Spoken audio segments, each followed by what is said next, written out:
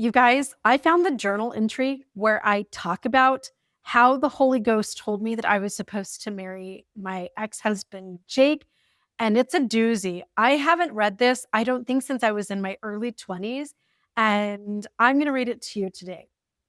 Kevin and I had to go out to the storage unit the other day to find something else, and I was just digging around in Rubbermaid boxes while we were there, and I found another journal.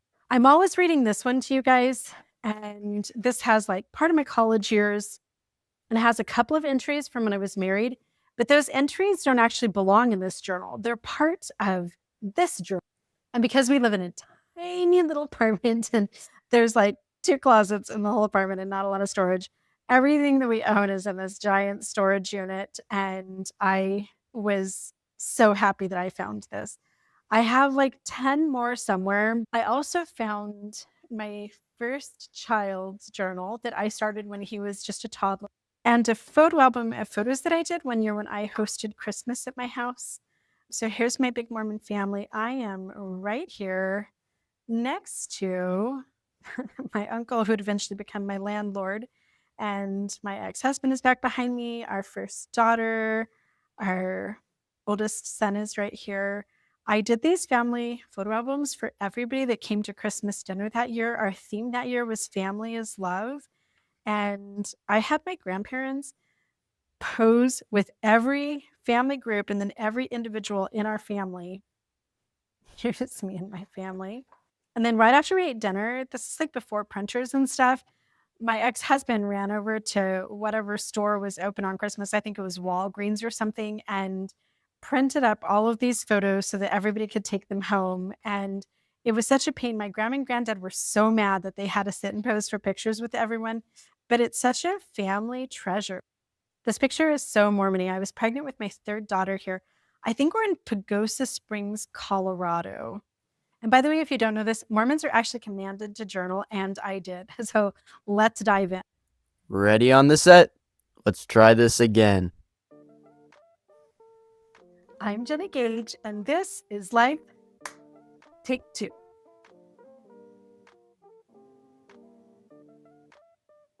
Let me start by saying thanks for watching. I know there's a lot of great stuff out there on YouTube, and I'm really happy that you are pausing for a minute to watch me read my old Mormon diaries about when I met my ex-husband, who would be a monstrous abuser for 24 years and leave my life in shambles.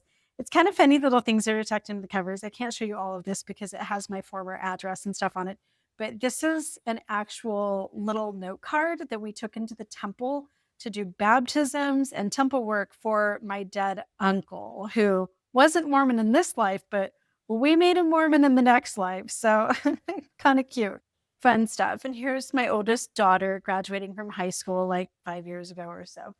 All right, here's what I want you to be looking for as I read this journal entry. I want you to recognize how deeply brainwashed I was and how complete my brainwashing was. Like, my brain was so squeaky clean that I couldn't even think straight. So Tuesday, July 4th, 1995 is where we're going to start. The 4th of July, oh, obviously, and I'm sitting in the back of a red Chevy. Oh, just reading about that red Chevy gave me chills, you guys. On a futon, covered with blankets, watching illegal fireworks sparkle against a bright, bright pink sunset, the kind where the sun reflects off of high feather clouds. You guys, I was as descriptive and passionate then as I am today, which is kind of funny. We're parked on Marine Drive, right across the river from Fort Vancouver, where the big fireworks show will be launched from in about 45 minutes. It's been so long since I wrote, and so now I have major catching up to do. This was the worst time in my life to neglect journal writing, and I already regret it. Now, the 4th of July is approximately 3 weeks before my wedding to a guy that I had just met. So I'll start way back at the beginning. A few months ago, that's not very far back, I'm not even sure when exactly, I was still waitressing at the Olive Garden, and a married couple named Josh and Tracy from another ward in my stake ate at one of my tables one evening. At some point during their meal, Josh said he knew this newly returned missionary that I should meet. He could potentially be my future husband. He described him as a good-looking blonde guy with blue eyes, a strong spirit, and so much integrity and enthusiasm for life. Long story short, I wasn't too interested because I already had my hands full as far as men in my life. My Ryan defenses, Ryan was my fiance at the time, you guys. We had been engaged for 3 years. He was on his Mormon mission. I hadn't seen him for 2 years, but my Ryan defenses immediately sprang into action because I was a loyal fiance. We were supposed to get married in October, by the way. So I told them that he sounded nice, but meant I decided not to give them my phone number. The funny thing is, when I took their change to them after their meal, I wrote my name and phone number down on their comment card and left it on the table. And I do want to say I stand corrected on this because whenever I think of the story, I thought that I wrote my name on the back of their receipt. But here's the diary. It says comment card. This story just amazes me because the only way I can explain it is to say that the veil was ripped open and the hand of God held my hand and led me. That's the only way to explain why and how I made the decisions I've made and why I felt the feelings I felt despite what was in my heart. And despite, oh, this makes me so mad, what seemed easiest or what I thought was right for me. So, guys, I have skimmed some of this, but I haven't actually read this whole thing. And I genuinely apologize. I don't know if I can get through this without being pissed. I don't know if I need to go eat lunch and take a break and come back. Despite what I thought was right for me, I get myself into this situation. Also, I just want you guys to fully appreciate for a minute the beauty of my Mormon girl handwriting and just like, I guess the 90s in general, like, so great. Sorry, I'm trying to actually just be kind of lighthearted about this. And I feel like I need to call my therapist and cry. Not long after that, which is not long after Josh and Tracy sat at my table at the Olive Garden and I gave them my phone number, I came home from work one evening and Mom told me that the nicest guy had called for me and talked to her for the longest time. She said, Josh, who my mom also knew, he is from our stake, had given him my number and he wanted to ask me out, but he thought that I was dating somebody else. I was. So she wrote down his number on the Chadwicks of Boston catalog, by the way. I don't know if anyone from the 80s and 90s remembers that catalog. And we would actually name our first son Chadwick, in part because it was a family name and because Jake's number had been written on the Chadwicks of Boston catalog. I still have that catalog tucked inside the same rubber band box where probably the rest of my journals are. I think I called him, but he wasn't home and I left a message and he called me back on Sunday and our relationship should have ended there because when he called, there was another just random guy like from the ward that was over hanging out and having dinner with us. And on top of all that, I was obviously thinking of Ryan and thinking that the last thing I needed was a returned missionary thrown into the picture. So when he asked me to go to dinner with him at Josh and Tracy's, I said I couldn't. He thought he had been rejected, and that was almost the end of that. And I can't even imagine the life that I would have lived if that had been the end of that. It's hard when you know what happens. Like, hindsight's 2020. For some reason, there was a little flicker of interest in the back of my head, and I wasn't sure exactly who Jake Brown was, but I was pretty sure I'd seen him at Young Adult Ward, and he was so nice on the phone, and my mom already loved him. My mom actually told me when I walked in the door that she was on the phone with the guy that I was going to marry. She really loved him after one phone conversation. And let me tell you why, because Jake had this sexy ass Matthew McConaughey Southern accent. Like, hello, this is Jason. I don't know. I can't even do it. That was Forrest Gump. Imagine Matthew McConaughey and not me with a bad Southern accent. So for some reason, the reason is chemistry. The reason is hormones. The reason is a sexy man with a Southern accent calls and your mom says that she's in love with him already and you're supposed to marry him. That would pique any 19-year-old girl's interest. So for some reason, I asked about him at work the next week when I was back in the kitchen with a guy named Duke from our single adult ward. This guy knew him. Duke described him to me and said he was the executive secretary and that he wore a green suit, had just come home from his mission. But I didn't go to the singles ward very often because of my nursery calling in my home ward, so I didn't know many people and wasn't sure who Jake was. The next Sunday was fast and testimony meeting, and I bore my testimony and said my name in the traditional young adult ward style. So you'd be like, I want to bear my testimony. First of all, my name is Jenny. Fisher, and like I've been in the young adult ward for blah, blah, blah. I just came home from Rick's college. So that was kind of like the tradition. So I said my name, partly, in the young adult ward style, partly because I wanted to bear my testimony, and partly because I wanted this Jake Brown to know who I was, should he be sitting in the congregation. And guess who bore his testimony right after me? Jake Brown. He bore the sweetest, sincerest testimony. And then he sat down in the same row as me, just 2 seats over. And that day we became friends in a roundabout sort of way. I talked to him and always said hi when I saw him. And we'd hold our arms up to each other and compare hands. And that was it. That was the whole interaction that we had here for a couple of weeks. Then he went to Hawaii for like a month. So I went on vacation to BYU, Idaho for Women's Week with my sister so that we could visit my other sister. Before I left for Idaho, after Jake had come back from Hawaii, I told him that I would try to make time to go out with him when I came back. But I say here, I wasn't really convinced that I wanted to. He seemed nice, but kind of quiet. And then, of course, there was still the Ryan issue, Ryan being my fiance. So I go off to visit Rick's college for a week, and I remembered and reevaluated and resolved to make some serious changes in my life when I got back home to Portland. And I said to my sisters, and I'm going to date Jake Brown as soon as I get home on Saturday, May 13th. There was a ward picnic at Blue Lake Park. I had to work all day, so Jake called and asked if I could go to that, and then I was just busy, so I stayed out really late until 4:30 in the morning with some friends. Didn't plan to wake up to make it to the singles ward at 10 o'clock, but at 9:15 the next morning, I crawled out of bed and dragged my sister with me and got ready faster than ever before just so I could see Jake at church and thank him for asking me to go to the ward picnic. And then I didn't even see him, even though he was there and saw me. Jake would tell me a couple days later that he had seen me because I was playing the piano for a sacrament meeting that day in our single adult ward, but I hadn't seen him because he had had to leave and go to like another ward for a friend's mission farewell or something afterwards. And he would also tell me that that's when he really started to have the hots for me because I was amazing on the piano and I was pretty, and I don't know, he started to fall in love with me because I was playing the piano. We finally got in touch with each other that week, and he picked me up in his gorgeous red Chevy after his EMT class and afternoon, and he looked really cute in casual clothes. I'd only seen him at church. And we went to his house where I met his roommate that he was renting a house with. I wish I wrote all about this at the time because now it's impossible to rewrite every teeny little thought and feeling and event. So we went out on the river for our first date, Jake and his roommates. And I saw for the first time how hot Jake Brown is in a wetsuit with soaked hair and that gorgeous, amazing smile. I did not even know this guy.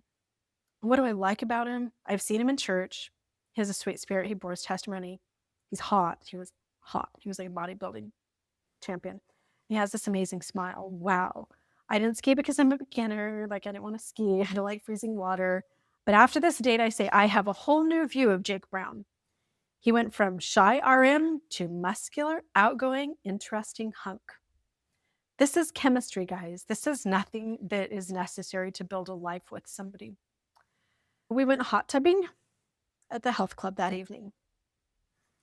I'm going to skip over some of this because it just gets redundant. It's like 20 pages here.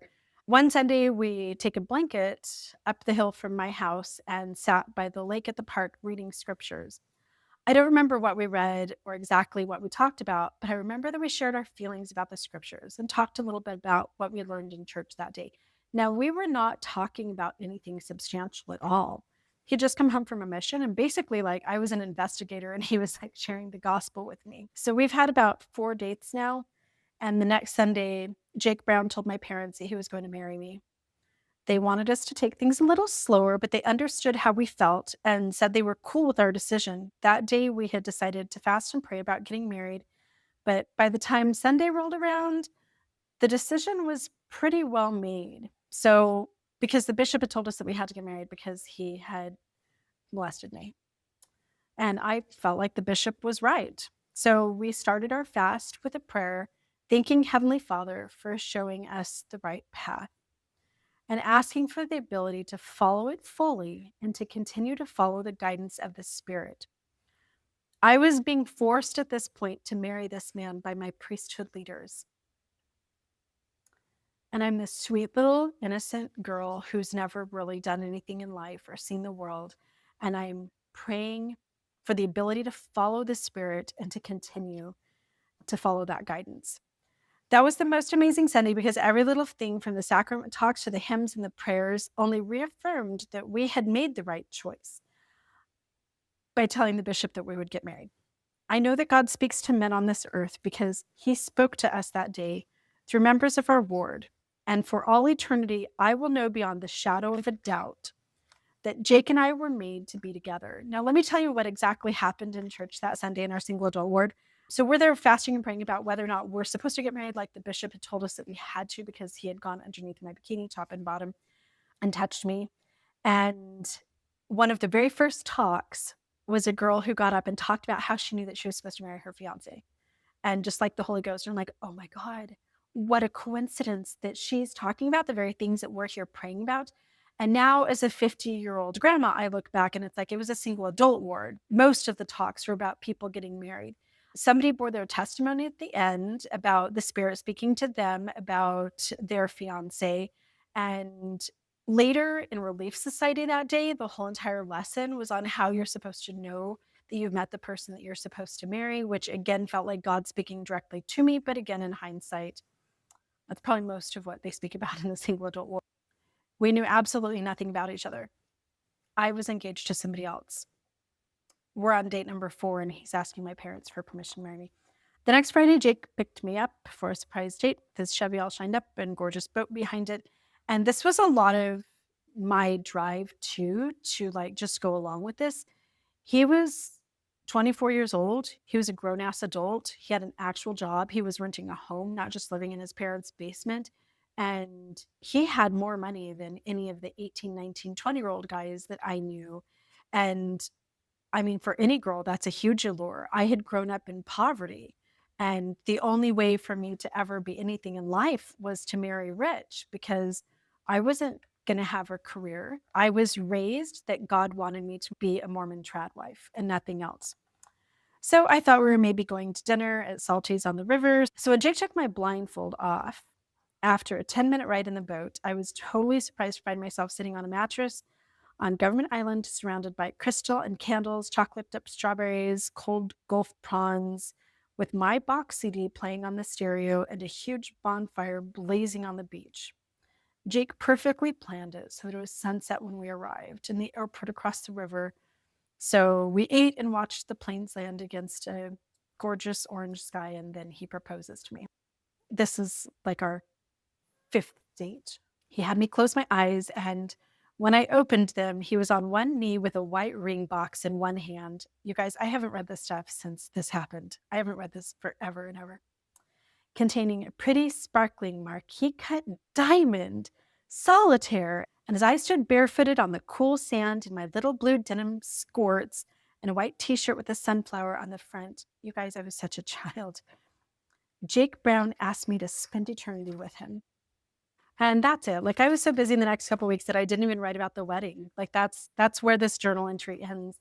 And then it picks up again September 6th, 1995. So I have now been married. Our wedding was July 28th of 1995. We had known each other for just 6 weeks from our first date until our temple wedding. Our temple wedding was our 11th date.